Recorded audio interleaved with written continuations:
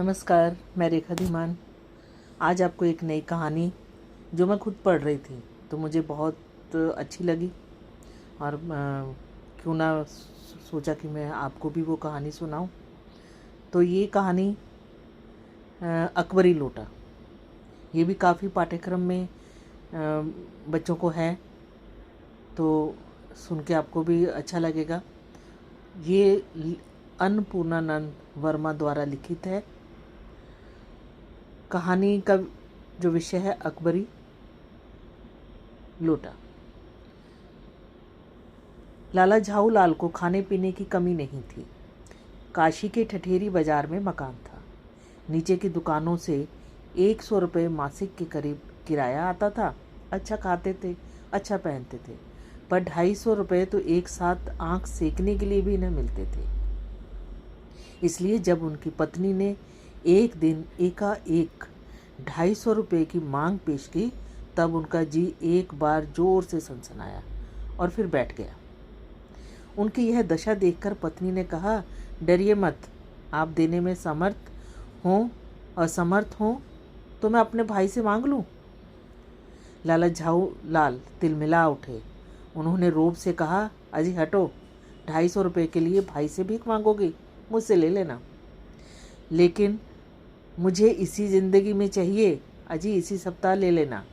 सप्ताह से आपका तात्पर्य 7 दिन से है या 7 वर्ष से? लाला झाऊ लाल ने रोब के साथ खड़े होते हुए कहा, आज से 7वें दिन मुझसे 250 रुपये ले लेना। लेकिन जब 4 दिन ज्यों त्यों में ही बीत गए, रुपयों का प्रबंध न हो सका, तब उन्हें चिंता होने लगी। प्रश्न अपनी प्रतिष्ठा का था, अपने ही घर में अपनी साख का था। देने का पक्का वादा करके अगर अब वो न दे सके तो अपने मन में वह क्या सोचेगी? उसकी नज़रों में उसका क्या मूल्य रह जाएगा? अपनी वाहवाही की सैकड़ों गाथाएं सुना चुके थे। अब जो एक काम पड़ा तो चारों खाने चित्त हो रहे। यह पहली बार उसने मुंह खोलकर कुछ रुपयों का सवाल किया था।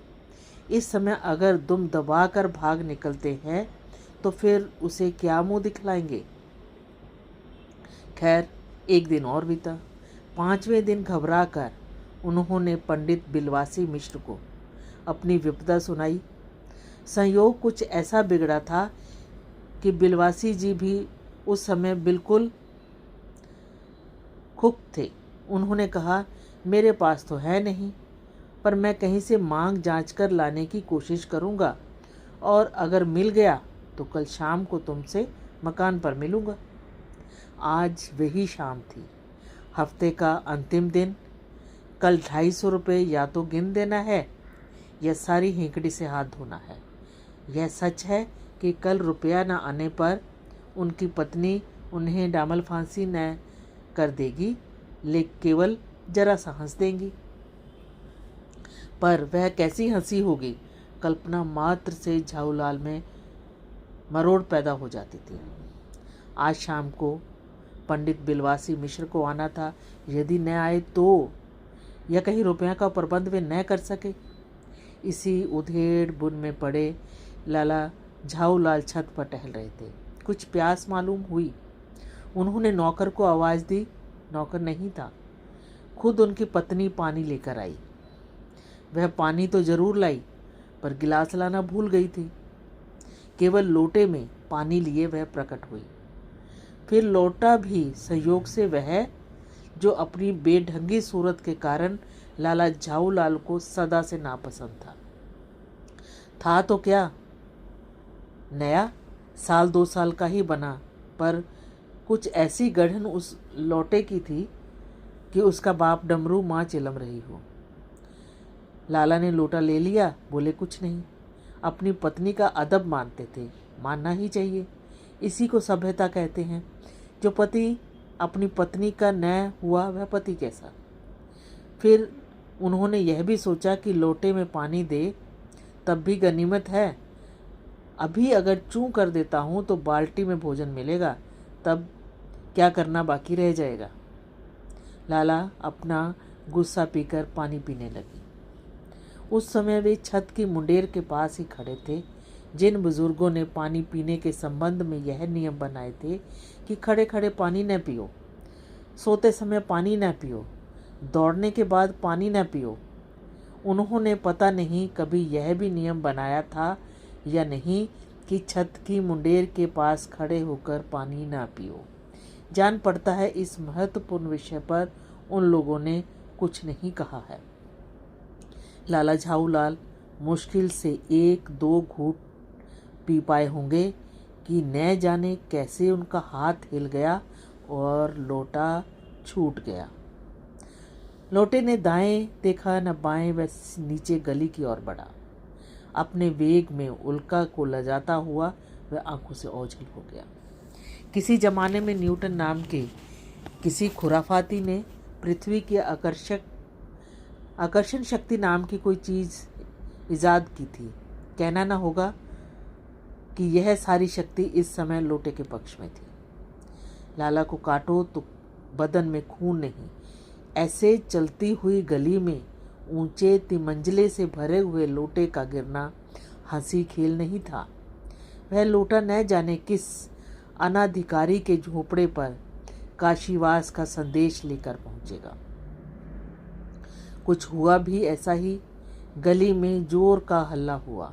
लाला झाऊलाल जब तब दौड़कर नीचे उतरे, तब तक एक भारी भीड़ उनके आंगन में घुस आई। लाला झाऊलाल ने देखा कि इस भीड़ में प्रधान पात्र एक अंग्रेज है, जो नक शिक से भीगा हुआ है और जो अपने एक पैर को हाथ से सहलाता हुआ दूसरे पैर पर नाच रहा है।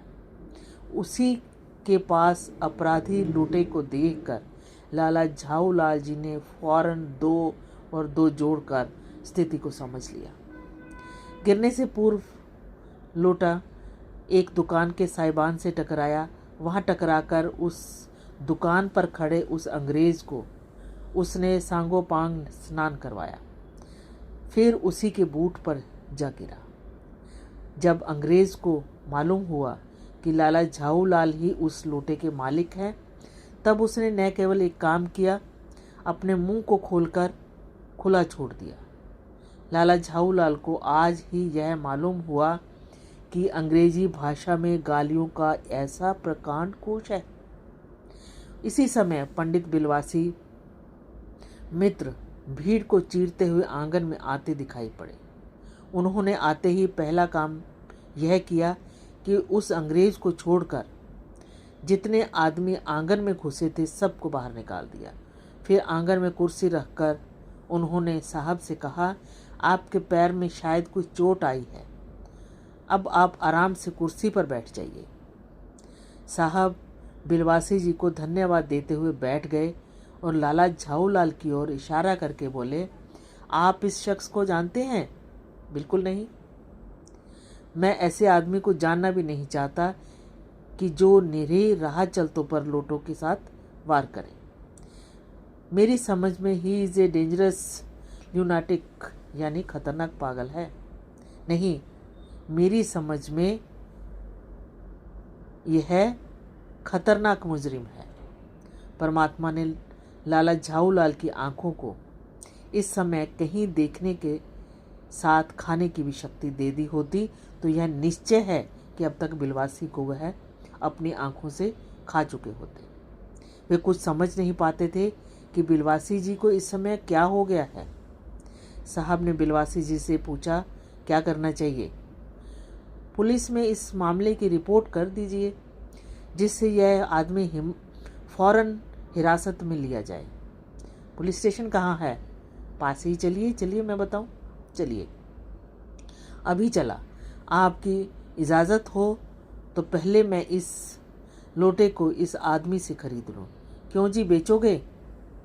50 रुपये तक इसके दाम दे सकता हूँ।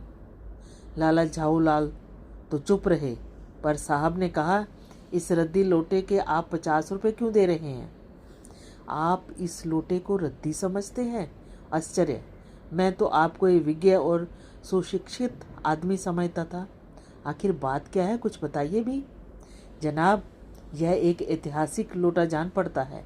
जान क्या पड़ता है, मुझे पूरा विश्वास है।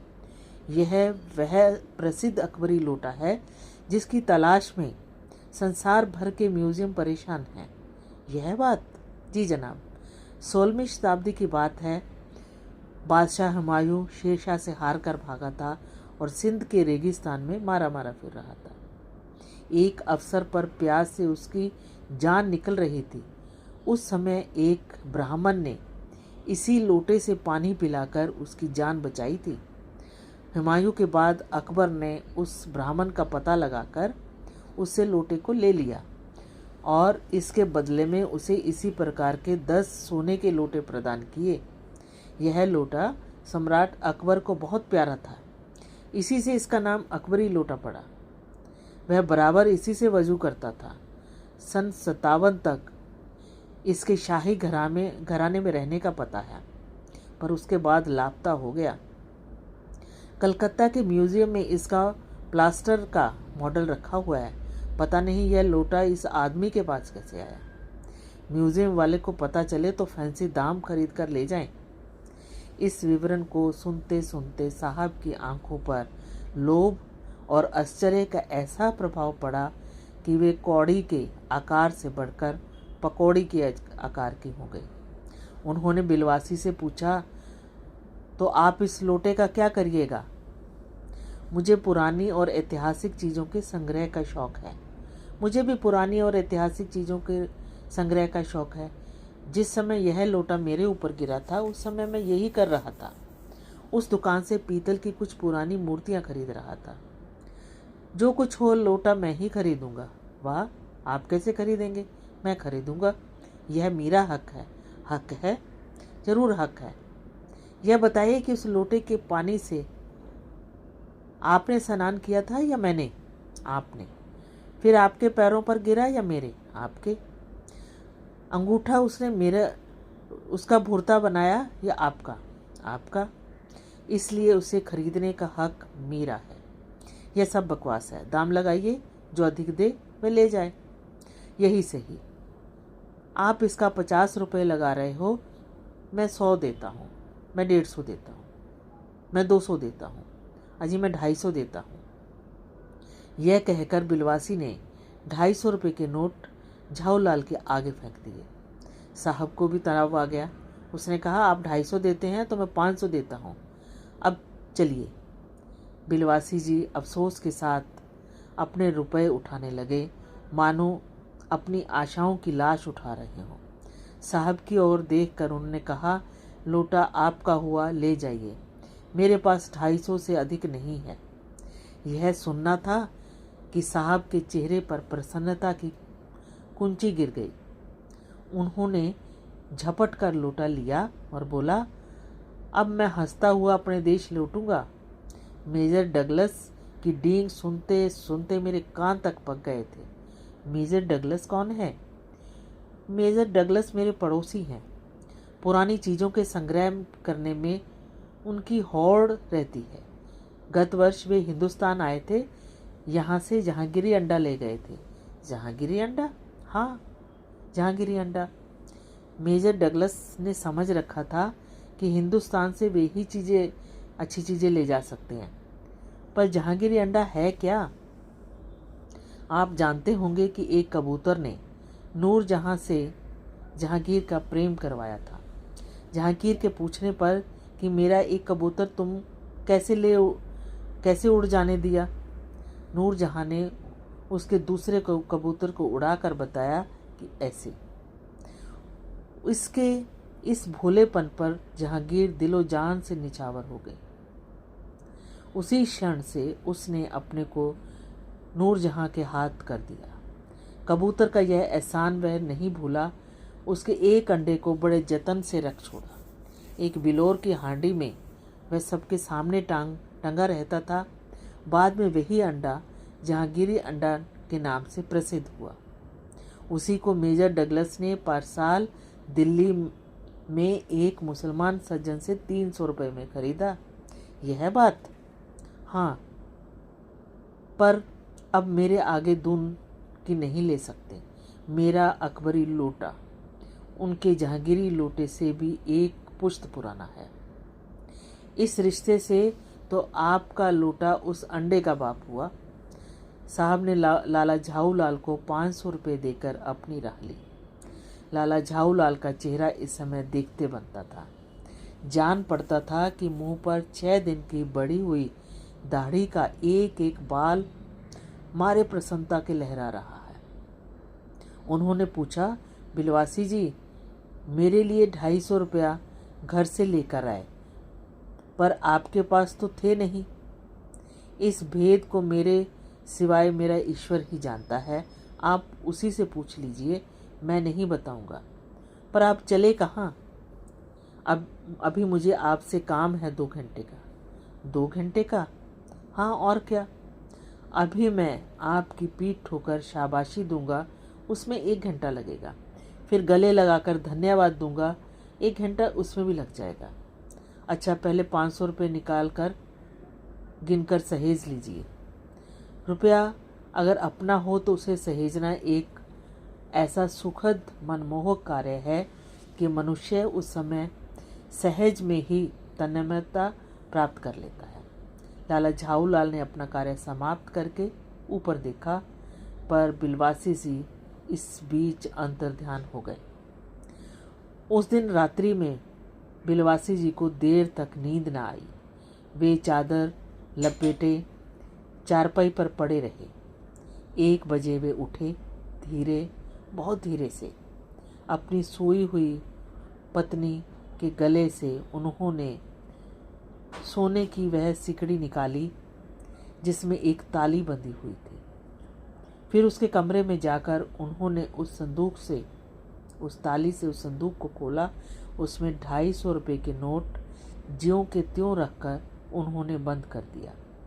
फिर दबे पांव लौटकर ताली को उन्होंने पूर्ववत अपनी पत्नी के गले में डाल दिया। इसके बाद उन्होंने हंसकर अंगड़ाई ली। दूसरे दिन सुबह 8 बजे तक चैन की नींद सोए। दोस्तों, कैसी लगी ये कहानी? कई चीज़ें आपको इसमें से मुहावरे और ये चीज़ें आपको मिलेंगी, तो नीचे कमेंट बॉक्स में अवश्य लिखिए कि ये कहानी कैसी लगी।